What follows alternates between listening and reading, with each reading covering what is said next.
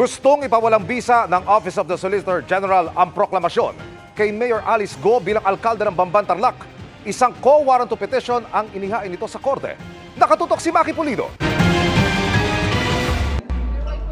Dahil hindi umano tunay na Pilipino at sa pagsisinungaling ni Bamban Mayor Alice Guo, naghain na ang Office of the Solicitor General ng co-warrant to petition laban sa kanya.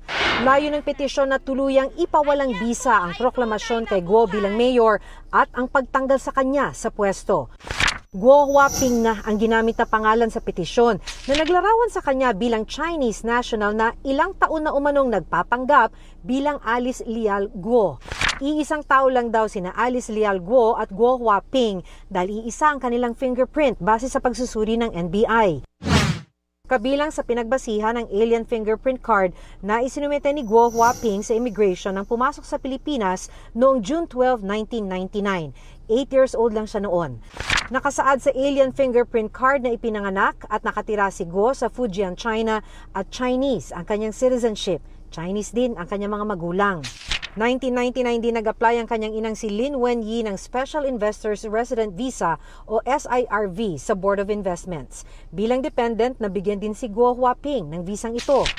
Sa application process para rito, isinumite nila ang kanilang Chinese passports. 30 beses daw ginamit ni Guo Huaping ang Special Investors Resident Visa sa kanyang mga biyahe papasok at palabas ng Pilipinas. Pero wala na siyang mga travel record mula noong March 22, 2011. Giit ng OSG, malinaw sa batas na dapat natural born o naturalized Filipino citizen ang isang elected official. Hindi rin naman daw naturalized Filipino si Guo dahil hindi Filipino ang ina o ama ng siya'y ipinanganak. Ayon sa OSG, matinding pagsisinungaling ang ginawa ni Guo Huaping alias Alice Guo nang sabihing Pilipino siya sa kanyang Philippine passport, voters registration record at certificate of candidacy. Wala raw legal na basihan ng certificate of live birth ni Alice Leal Guo. Wala rin daw record ng birth, marriage o death ang Philippine Statistics Authority sa mga inilista niyang mga magulang.